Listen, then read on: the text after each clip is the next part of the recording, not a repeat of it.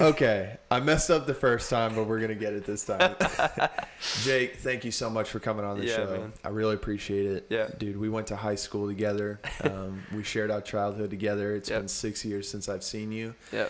But we're going to be talking about some stuff today, and it's stuff that's really important to you, and it's important to a lot of people, and it's just kind of, what our country's going through right now, and, you've got a really neat perspective on it, so I want to give people the chance to hear about it. But before we get into that, I want to give the audience a chance to just know who you are. So if you want to introduce yourself and tell a little bit about yourself, go ahead. Yeah. Just the last moment, I had this recollection of being in 8th grade with Drew on the way back from our trip to Washington D.C. We're on the bus with Sawyer Hobbs and Ryan Long and Spencer and Sam, and we were recording raps on the bus. Somebody was filming it on some T-Mobile flip phone, probably. And man, I just think we've come a long way since that moment, Drew. Dude, you were called the Rolling Rocks. The Rolling Rocks, featuring Drew Boy. So, man, what a journey it's been to get here. That makes me want to cry. We had those aviators with the plastic windshield wipers on them. Yeah, man, classic 2010 move right there. Gosh. But yeah, man, good memories. I will try to stick to the point from here on out, though. My name is Jake.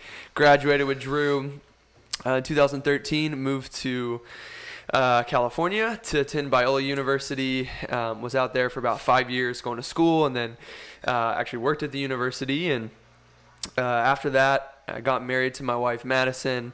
We felt a call to church plant one day, and kind of felt God tugging on our hearts towards the Northwest. So we moved to Portland, Oregon about 2 years ago. Been an awesome experience. We originally thought we were going to spend a year or so there and move to Seattle to church plant.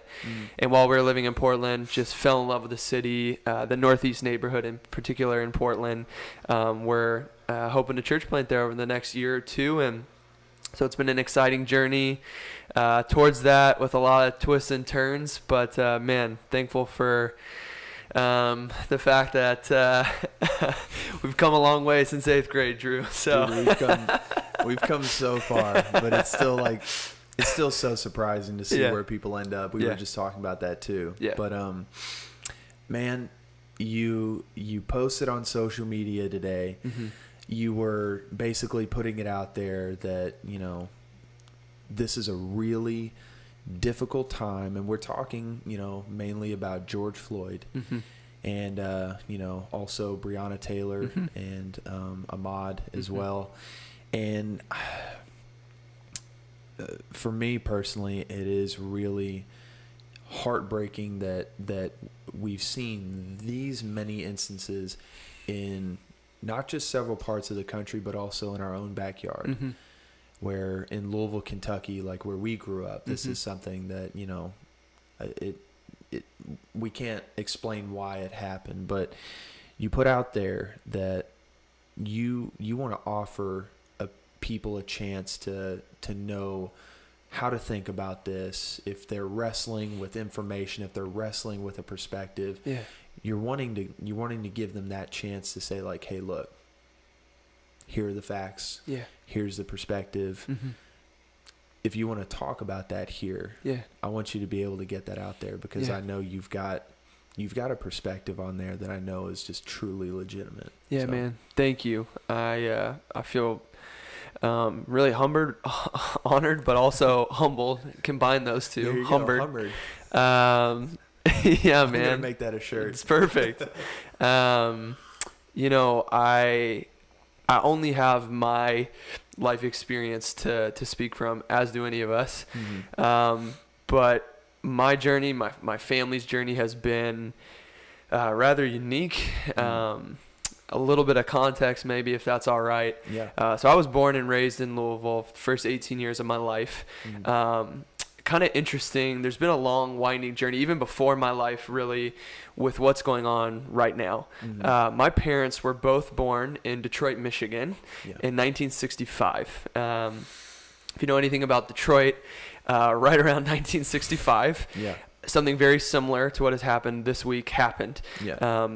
Two black men were murdered, unarmed, by the police, and afterwards there was protests, which led to those protests trying to be stopped, which led to fighting, all kinds of things happening in the streets, and a lot of people actually moved away from Detroit into the suburbs of Dearborn, Michigan, which is where my dad would spend the next 18 years of his life. My mom's family actually moved to Louisville at that point. Wow. Both of my sides of my family, they worked for Ford Motor Company. So my dad's in Dearborn, my mom's family at the truck plant here in Louisville. And it's really interesting, man, when my mom was growing up in grade school, this was at the time of busing. So my mom got bused. She's from a white family. There's a lot of emotion wrapped up into that. But I think one thing that's really fascinating is my mom went to a school that was predominantly black. And I watch how that shaped my mom's experiences. I watched how my dad's experiences were shaped by growing up in and around Detroit, Michigan. Fast forward to me growing up. I have one biological sister. She's about 2 years younger than me. And it was that way till I was about 16 years old, just the two of us. And to make a long story short, my family ended up adopting my brother, Jonathan, in 2012. It's one of the most incredible experiences I could ever imagine. And still just, when I think back on it, it's crazy. I mean, you were there with me the whole time that was happening. Watching your heart change, like, during high school, because you were going on these mission trips to Ghana, and you even had chances to talk about it in the chapel where all the students would gather, and you shared your perspective. And that was something like where I myself and a lot of our friends in our friend group knew. We were like, wow, the trajectory of Jake's life has just changed. And it was influenced by this boy, but it was influenced also just by the situation out there. Yeah, man. And I remember, so my brother was adopted the summer going into our senior year of high school. So this is going into 2012. And there was this one kind of like gravel lot that we parked in as seniors. And I was pulling up to school one day, our senior year of high school, and I had the news on 96.5, which is a hip-hop station in Louisville. And on my way, I had to turn down low, and it sounded like someone was almost crying on the radio. So I turned it up, and sure enough, this person is in tears and is explaining that a young man named Trayvon Martin had been killed. He was a teenager. He was unarmed. He was walking through his own neighborhood, eating a pack of Skittles, and someone came to do a citizen's arrest and killed him. And I remember sitting in my car, and it was like numb. Just, I felt frozen, man. Like, you know, I'd heard stories about black people who had been killed before. We take history classes, which is, you know, a whole thing in and of itself. But social studies. You hear, we understand slavery happened, and I kind of had believed this trajectory that, like, this happened, and then Martin Luther King said, I had a dream, and now we all love each other. And now we're past it. And I'm sitting here in the car thinking about how this young black boy was walking through his neighborhood, his own neighborhood, and was killed.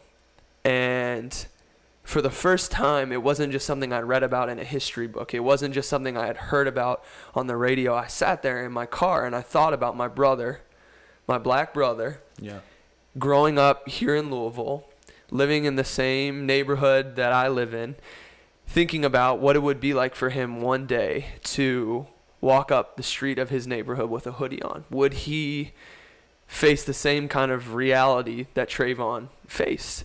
And you fast forward, it's been 8 years, man. And Breonna Taylor, Ahmaud, in our own backyard, in the same city that we grew up in. I think about Ahmaud running down the street, doing something that you and I both like to do. You ran track. Bro, we would explore places. Like, we would go through neighborhoods. And if we saw a place where we knew nobody was at, we'd check it out. Yep. We wanted to see what was new. Yep. We would check out places we knew people already were. I mean, if I'm being really honest, there are things, you know, that I never had to consider as a white man that my brother has to think about all the time, you know? And my mom, I think, put it really well when Ahmaud was shot and killed and his life was taken from him. She had to sit down with my brother for, you know, the umpteenth time to explain to him to not have his hood up. When he is in the neighborhood riding his bike with his friends, he should not be by himself.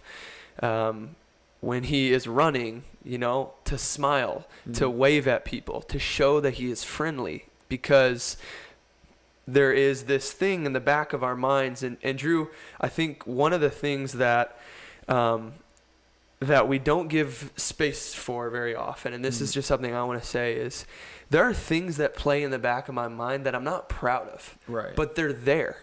And I think we have been ingrained as a society that black men want to steal, they want to harm people, they are criminals.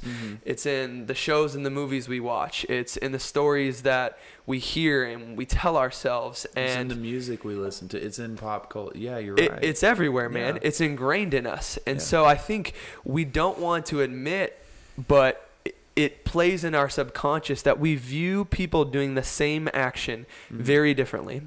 My mom never sat down and had a conversation with me about not wearing a hoodie. My mom never sat down and had a conversation with me about how I need to smile, how I need to wave, how I need to appear non-threatening. Because people didn't see me as a threat. We have the same parents, my brother and I. Grew up in the same home, in the same city. And yet she's had to have two completely different sets of conversations with us. She's literally had to tell your brother that he needs to be aware that he could be treated as a foreigner in a foreign land. This is his home. He's an American citizen. That almost, like, I even thought about this earlier today, just for you and for your mom and dad. You got to think about, you were like, man, we got to get this. I need this boy in my life. We got to get him home. He can't stay here. But then you're also thinking now on the backside, what did I bring him to? What did I bring him home to? I have to now tell him that not only did he have a slim chance of surviving in the place that he was actually born in, but now he has to be careful about the place that we've brought him to. We didn't bring him to paradise. It was just it was a different situation. And you know, his chances of survival are higher here than there. But the reason that his chances of survival are not as high as yours are still wildly confusing. And very infuriating. And just continue. Man. I think the fact that we even have to have that conversation, which I have had with my parents, and man, to be really honest, it's weighty. That is something I've laid in bed at night and thought about. You know, this kind of thing wouldn't be something he had to think about if he was still living in Ghana. I mean, the fact that is a conversation that we're having, I think shows how far we still have to go, man. And I think that is one of the things I really want to give space to have honest conversations about, because I think a lot of us, we look at what's happening in our world right now. We probably have more diverse friend groups than people did 50 years ago, right? We elected a black man as president. There's these things that as Americans we can kind of hold up and say, look, we're doing better. We're slowly progressing. But, you know, I see every year in January on Martin Luther King Day, a lot of people quote the I Have a Dream speech, which I love. And I quote it too. But Martin Luther King also had a lot to say about those of us who would say, not yet. You're taking this too fast. Can't we just, why do we have to keep having the conversation? Why is everything about race? Martin Luther King said that the white moderate is more dangerous to the black man than the Ku Klux Klan. Think about that for a second.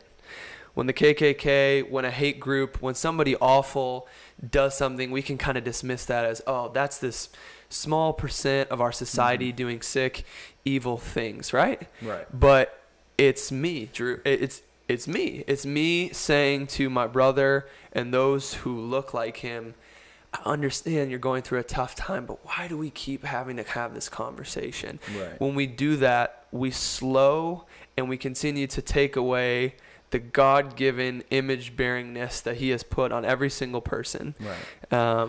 When we ask them to take this slower. And so I think that's why we have to have this conversation, man.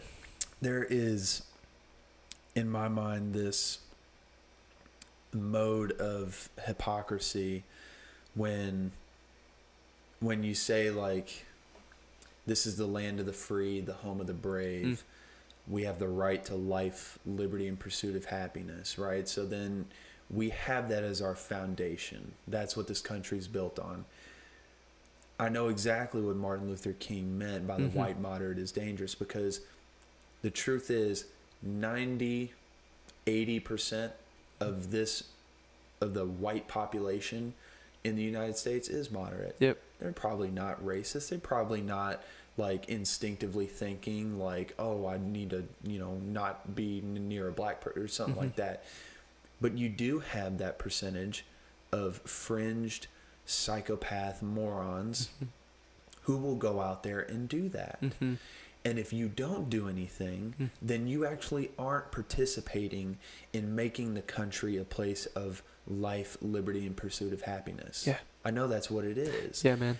And but see, this is the hard part here, because this is where a part of me, and this is just to help you kind of explain it and everything, but it's almost I need to play devil's advocate, because I've heard just on Facebook posts and stuff like that, where you'll see a banner that says white people do something, or when are white people going to take responsibility for themselves? And then I'll see somebody comment, who you talking to? It's not me. I'm not. So what do I need to do about it? Yeah. There needs to be this conversation of saying, hey, there's a way to participate in the progression of extinguishing this really tasteless part of our culture. Yeah. Yeah. And I just think, for you and for your family and for Jonathan personally, I think just being so close to the development of a child growing up, having to tell them like, hey, listen, this isn't me. This isn't your close friends. This isn't typically the people you go to school with. Yeah. But maybe somewhere down the road, in a different neighborhood, in a different part of the state, you're going to find somebody that doesn't like the way you look. And this country instinctively protects them. And so I want to just invite you to say, like, let me play devil's advocate here. Yeah. I'm not a racist. I don't have racial tendencies. I've never done anything to oppress anybody of a different nationality or skin color or anything like that. But what can I do to still just be active in extinguishing that part of our culture? Yeah. First, I would say it's a fair question. Yeah. And I'm not angry at you for asking that question. I think a lot of us feel that deep down, whether we will post that. Some of us may post it, some of us may not, but I think a lot of us feel that. I've never hurt anybody. I'm not the one who did this. What do I do here? If you haven't watched the video of what happened to George Floyd, and I want to just be fair to say it can be triggering, it can be traumatic for those who have suffered abuse. I've watched it 4 times already. Yeah. You've seen bad calls in sports, where it's deliberate and you just want to throw your remote at the television. Yeah. This is just astronomically more infuriating. Yeah, man. Yeah. When I watched the clip, there's the officer with his knee on the neck of George Floyd. And, one of my very best friends who was in my wedding is a police officer in Los Angeles. I love him. and I've had conversations with him about policing. And I can tell you right now, having somebody on their stomach, putting your knee on somebody's throat, there's 4 officers standing there. They have the situation under control. It's not armed, without a doubt. But in this clip, there is a police officer who comes and stands between the officer who has his knee on George Floyd's neck and the person who is filming the video. And I think that that person, that officer standing in the middle, he's not the one with his knee on anybody's neck. Right. He's just standing in the middle. Yeah. Just kind of almost minding his own business. Just, hey, let's back this up a little bit. Right. I feel like that officer is you and I a lot, because that officer could have said to his coworker, his colleague, don't put your knee on his neck. He's pleading with you that he cannot breathe. Let go. Just cuff him. Sit him upright. Let's be humane about this situation. But instead, I think he was more concerned about the person who was filming the video. Right. He did not commit the act of murder. He did not put his knee on anyone's neck. Yeah. But he was more concerned about just kind of being in the middle than telling his colleague, his friend, and his coworker, see this person's humanity. Take your knee off of his neck. He is shouting that he cannot breathe. I so badly want to know what their collective mentality was, that 5 police officers were all just somewhat mutually in agreement here, that this is the road they were going to go down. Yeah. Like, that begs the question, is it systematic? Is it policy? Is it procedure? Is it what I've done mixed martial arts through high school, and I do jiu-jitsu now. Yeah. If I get control of a situation, to keep control, I will never resort to putting my knee on somebody's neck. Yeah. For one, I'm a 200-pound man. I can put all 200 pounds of my weight in the tip of my knee, and I put that on somebody's neck. That's going to choke them. Yeah. That's going to infuriate them. You're not going to accomplish anything. Yeah. And that just is, to me, it's like, is this a poorly trained unit? Was it bad procedure that was taught in training? Or did 5 police officers really collectively decide that this is the road they were going to go down? And for some reason, it was suspect for fraudulent charges. Yeah.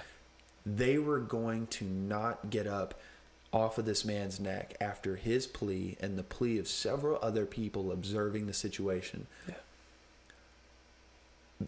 My sister asked me the other day, she literally asked me yesterday, if you had been one of the spectators, would you have tried to get him off? And that's the real hard question. Yeah. I know for a fact if it was your brother, all day long. Yeah. Like all day long. Yeah. But it was just this situation where everybody knew what was happening. Yeah. Everybody was fully aware. The educated and uneducated were all standing there and like, he's not moving. Yes. I don't know what to tell people when somebody says, like, police brutality is all over. Like, after that situation, I don't have an answer to say, well, it was just that guy. It wasn't. It was 5 police officers who were given authority. Yeah. That is astounding. Yeah. I think what you said is extremely important. Right in the middle there, you said, if that was your brother, I would have gone in there and I would have done something. And I think that is what I would hope the heart of this conversation right now would be. George Floyd is somebody's brother, somebody's son. George Floyd was a Bible study leader. Yes, he brought a pool down, an inflatable pool into a neighborhood to baptize folks.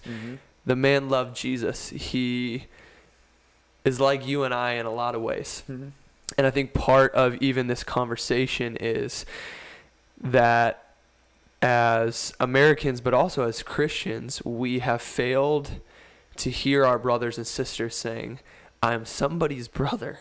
I'm somebody's son. I'm somebody's dad. This is not the first time this has happened. This is not the first time this has happened this week. This is not the it has been going on as long as our country has existed. And I think the question of, is it this one guy? Is it five guys? Is it a bad unit? Is it the Minnesota unit? Is it systemic? Is it across the board? It's a complicated question with, I think, not as clear of an answer as we would like to have. But I will say this, man.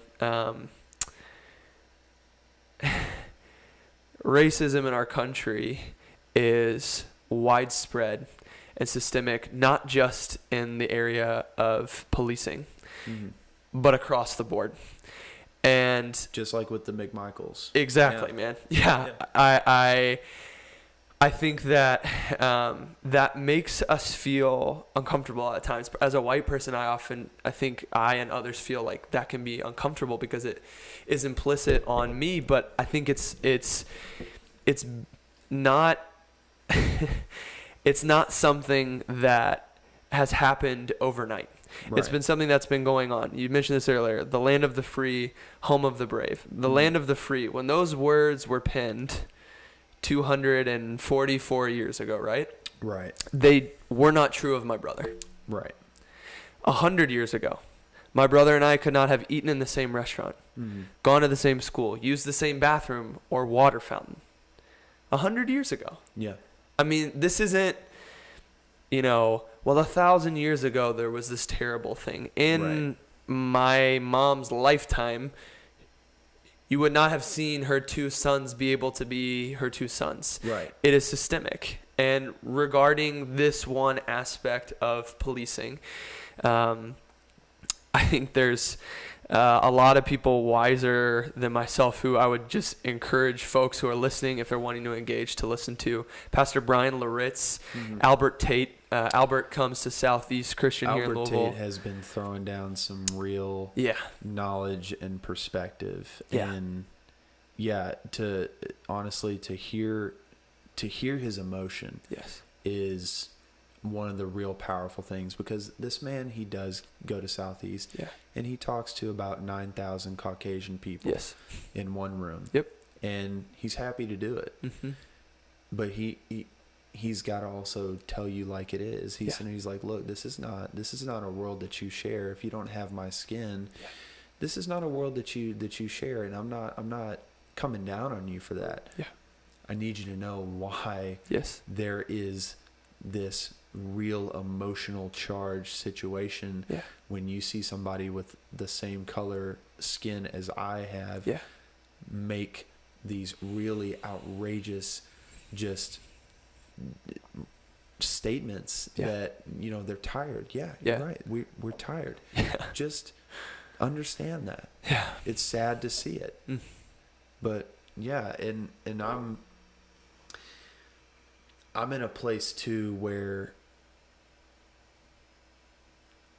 I'm totally right there with you that the answer is complicated and the situation is nuanced and it's not going to be clear and perfect. But I think one thing that I'd be willing to say right off the bat is that this citizen's arrest thing needs to be re-examined. Yeah, Drew. To be honest, nobody's doing a citizen's arrest on me. Yeah. I'm not walking down the street and somebody said, ho, ho, ho. Hey, I'm putting you under citizen's arrest. I'm laughing and walking away. Yeah. You better believe it. Yep. And I don't know why that, I don't know where that came about in history. I don't know what prompted that, but it's clear that people don't know what they're doing. Yeah, man. And it's just that's not, at no point ever, I've examined that situation 100 times. I watched the layout where the McMichaels drove up and down the neighborhood like 4 different times, cutting him off, having him run another direction, hunting him. The 2 men were in a truck like regulators. They had their guns exposed. What do you think is going to happen I mean, it doesn't matter if I'm black or white. I see two guys with guns in a truck trying to stop me. Yep. All bets are off. This isn't one of those things where I'm like, oh, well, as long as I show them my ID, they're not in uniform. And they're already after you. And that's gun and revolver. That's the thing, man, is with all of this, I think there's a two-pronged conversation here. Mm-hmm. The first is of a personal and a heartfelt level. Yeah.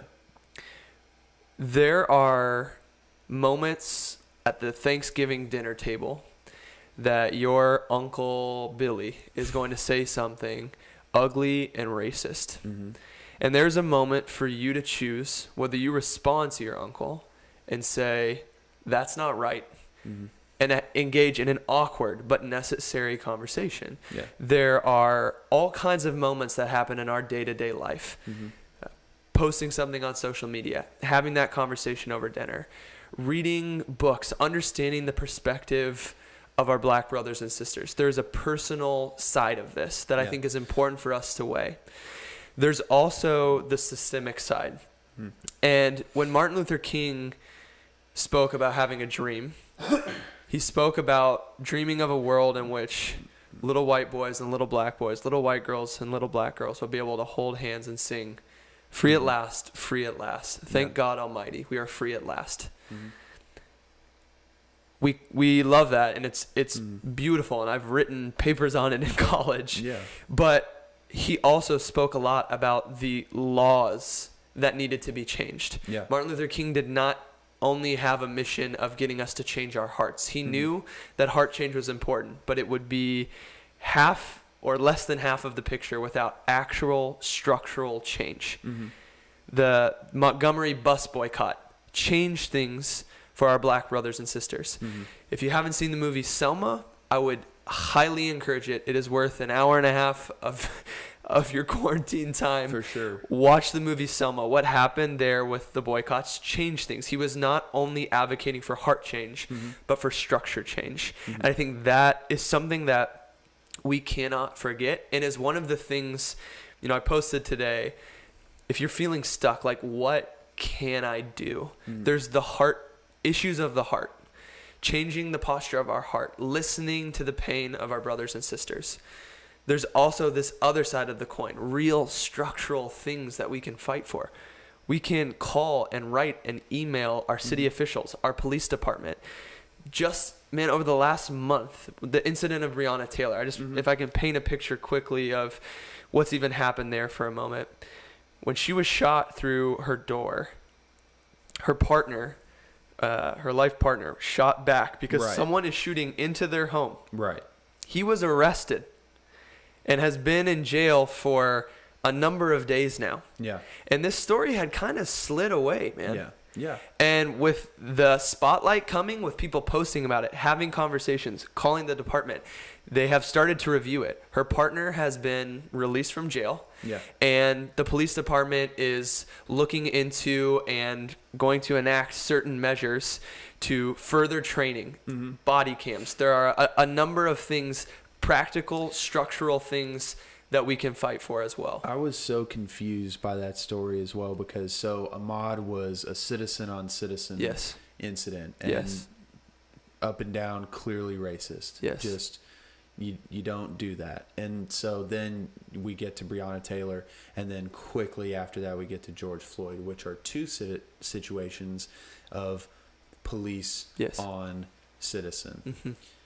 My confusion and my just state of just not knowing what to tell people is that what I hear is that her name was on the warrant, right? And then she was asleep in her home. There was a no-knock warrant with a police unit that exclusively doesn't wear body cams.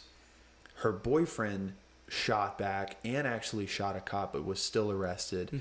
She was unarmed and still somehow ended up with 8 bullets in her. So with that being said, if I am the overseer of this operation, I'm still going to be at the point where I'm like, hey, how are we this covert of a police unit where we're going to detain who we know is a young black woman that is an EMT. We know where she lives.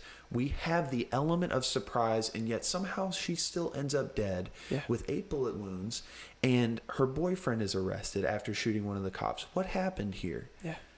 That to me is like, I totally get it when somebody says there needs to be a change in the system. I totally get it. And it's like, I can't tell you if the system change that we're all looking for would be the actual answer, but you're absolutely right to feel that way. When you say, the system is out to get us. At that point, I'm like, okay, I get it. That would scare the heck out of me. If you look at what happened to Trayvon Martin 8 years ago, there's no video footage of what happened. Albert Tate said this: what's happened to George Floyd, to Ahmaud, it's not new. What's new is that it's being filmed. And if 8 years ago we had wept, felt the pain of a young teenage boy unarmed in his own neighborhood, having his life taken from him, if we had convicted his killer, not let him walk free, if we had said this whole notion of a citizen's arrest, the man who killed Trayvon Martin, the police told him on the phone, stop, do not do this. He went ahead, he killed him, he walked free. If 8 years ago we had listened to the cries and the pain of our brothers and sisters, and we had eliminated this craziness of citizen's arrest, Ahmaud Arbery would still be alive right now. Or what would have happened to him? The people who killed him, they would have already been sentenced to life in prison.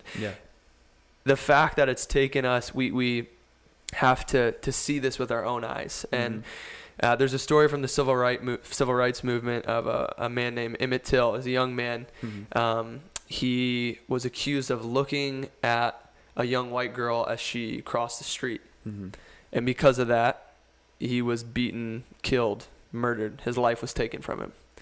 And his mother insisted that the casket remain open so that all of America would have to look at her son who had died and weigh what we all together have done and the consequences of our silence.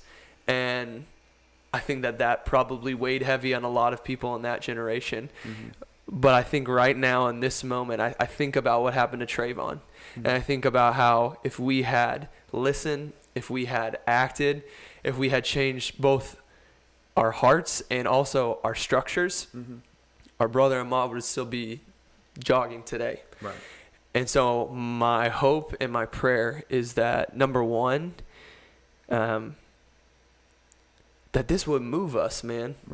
Because our fellow image bearer of God, Ahmaud Arbery, has died. Our fellow image bearer, Breonna Taylor, life taken from her. Our fellow image bearer, George Floyd. We have to start with that pain. And I think if what you're feeling right now, you're listening to this, if what you're feeling is just the weight of that and how heavy it is, it's okay to start there. It has to pierce our soul at a deep level for us to move to action. And so, I got to say too, also, if you're listening to this, don't feel defensive, because, if you are a white person in America and life has treated you well, hey, good for you. Count your blessings. Thank the Lord. Don't get defensive right now. If you're like, hey, I've got no, that's not what's being talked about here. What needs to be brought to attention is that as an American citizen, we need to be active in taking accountability for reaching out to the people that we know have the wrong set of ideas and the wrong perspectives in life. And we need to be more proactive about saying, hey, listen, this guy that doesn't look like you, this guy that doesn't talk like you, that doesn't walk like you, that does different things in life than you do, he is an American citizen. And he is an image bearer if you're a Christian. And you need to respect that. And you need to understand. You've got to not be colorblind, but you've got to appreciate the differences, because that's what this country is built upon. Yeah. That is where I would say in the community that we grew up in is probably what is the typical response. Yeah. I'm not saying we're in some redneck backwards part of the town, but people don't like to be called out on something that they didn't directly participate in. They don't like to say, hey, don't rope me into that. I get it, but this is where, if you're a Christian, you're not taking blame for something that some moron in Minneapolis did. You're saying, hey, look, I understand that happened. I don't know the fear of somebody like Jonathan, what he'll have to deal with. But I want to be proactive in saying that I care, and that if I see a tendency, if I see, a situation play out, I want there to be understanding that as a Christian, I'll step up to the plate when I see it. Yeah. Yeah. I think that that's something that we should all be able to agree on, Yeah, man.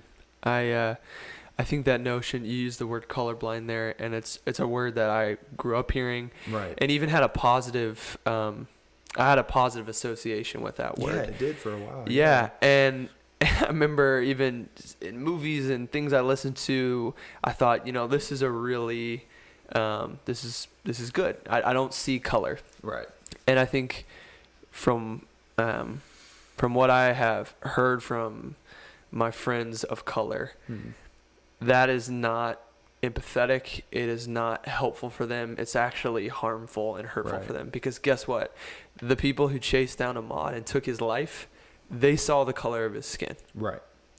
So us saying, I don't see your color, is actually ignoring an incredibly massive and important part of who they are. Right. Other people see it, and it costs them a lot. So our job is not to be colorblind, but to say, I see you. I see the color of your skin, and I hear you, and I love you, and I want to feel what you feel. I want to even though I've never walked a mile in your shoes, I want to hear what you have to say. And again, as an American, I think there's this responsibility of our rights. It is our right to hear our suffering neighbor. If you are a Christian, even more so, we are commanded, rejoice with those who rejoice and weep with those who weep. Right. We're not told to, when someone comes and is weeping and hurting, to tell them, well, hey, let's just take a look at the facts here. We're told to weep. We're told to feel with them, to walk through what they are going through, and to not be colorblind, but to see the color of their skin and know that they are a fellow citizen, a fellow American, and an image bearer of God. I couldn't agree more, Drew. Man, I know this has been a roller coaster just for our entire nation. Yeah. Even now, like when I look on social media, I'm seeing the response play out. Yeah. In Los Angeles, Minneapolis, even in downtown Louisville, there's protests going on, and even in some places riots. And I don't want to put you on the spot. Yeah, go ahead. But could you give a word to collectively how we should honestly react? Because I don't know if you saw earlier today, but a Target was looted in Minneapolis.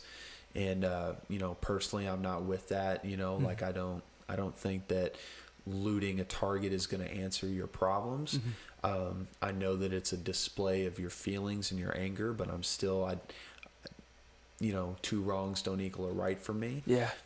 I'm not discrediting the feelings that are had by that community, but I do want to be able to give an alternative or a solution to say, like, hey guys, I don't want to tell you how you can or can't respond. And I don't want to tell you how you ought to preach your voice, but I do want to say that love needs to be at the center of it. What would you honestly say to, like, let's just say you're talking to your brother, who's had it, who is really sick of this because he grew up in a white family. Yeah. And he goes to a private Christian school full of white children. How would you say, what would you say to your brother who is really kind of at the end of his rope with this? Yeah. It's a good question. The first thing I would say is that what you are feeling is not uncommon. And if I can even for just a moment say, we talked about our history class at the beginning of this conversation. I remember in our history class learning about something that happened in Boston Harbor 200 some years ago. Some people had it. They were fed up. They'd been taxed extremely high. And they protested. Yeah. And they looted property. Right. They dumped tea into a harbor.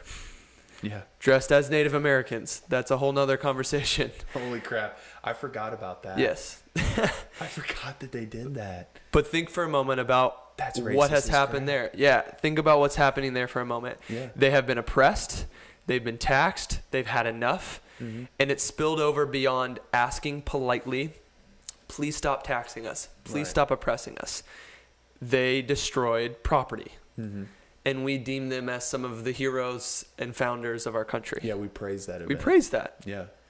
They'd had enough, and they didn't just protest silently. They did something about it.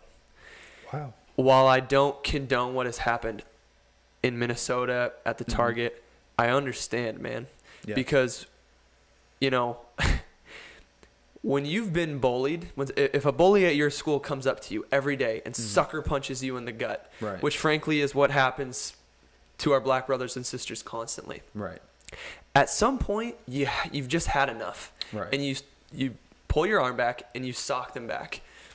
I don't condone that, but don't we all empathize when we watch a movie with the person who's being picked on by a bully finally socks the person who's picking on them? Not only that, but the teachers and the principals and the staff have been letting that bully hit you in the stomach forever. Exactly. So if you go and trash a classroom, it's going to be like, well, where were you when this guy was sucker punching me in the gut every day? Precisely. I could give a crap about your desks. The administration, the leaders have turned away.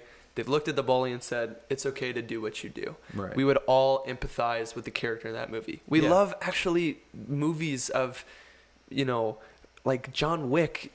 Like your friend Colton Mio, who I bumped into in Sicily. Wow. I saw his.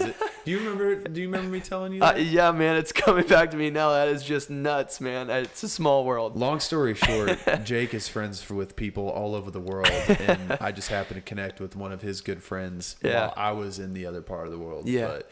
But yeah, he was even talking about that. We are rooting for the guy who's had enough. Yes. And responds, even sometimes with violence. Right. And so while I don't condone that, I understand it.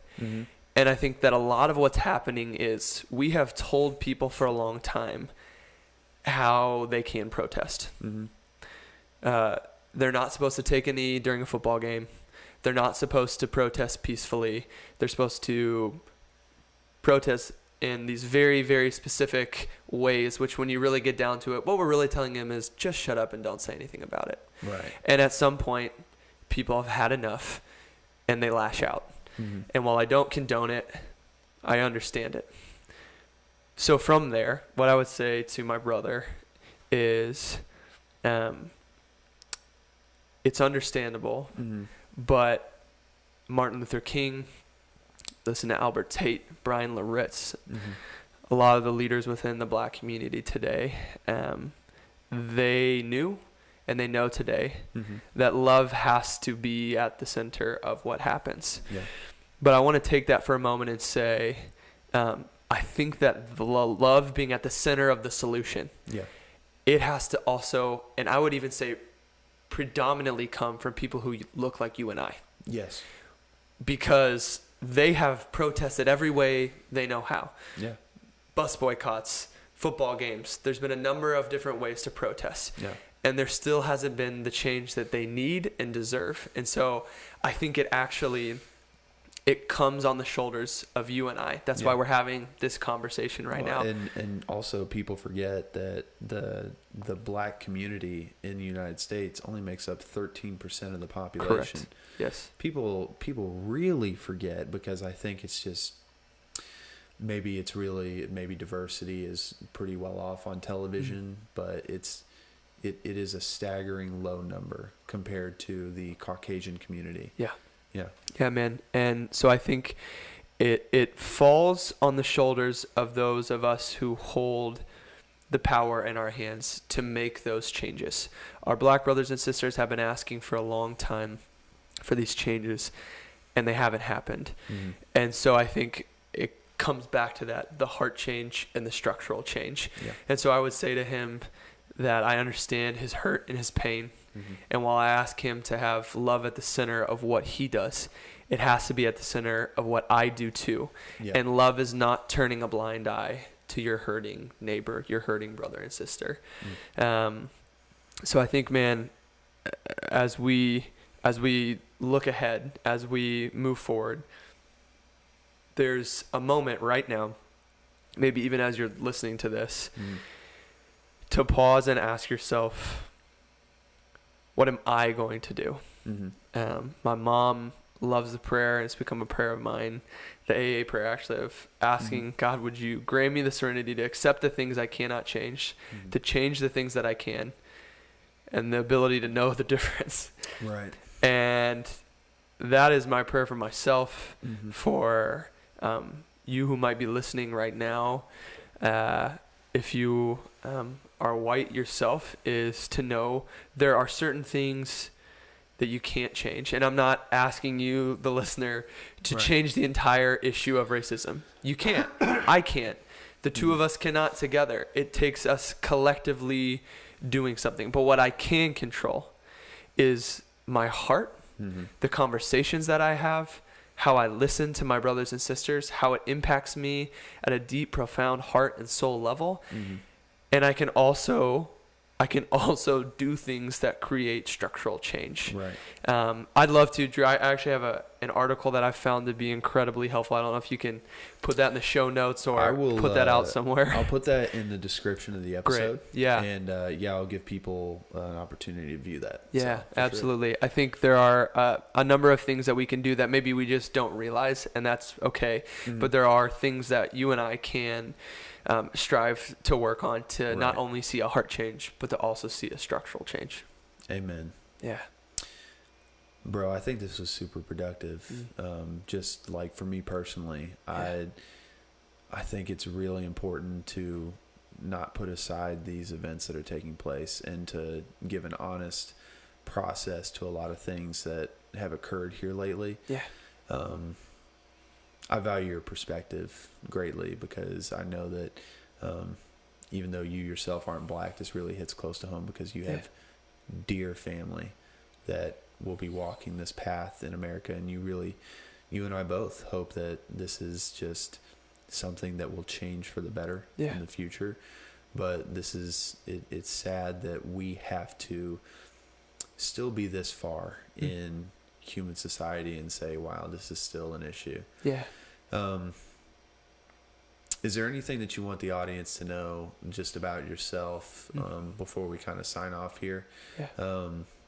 Let's plug what you're doing real quick before you go. Maybe if people that are listening want to reach out and support you because you've got an operation going in Portland, how can people just reach out and support? Yeah, man. And even if you want to reach out and just continue this conversation, this podcast happened because I threw something out there today and just said, if you're wanting to engage in this conversation, send me a message, shoot me a text, give me a call.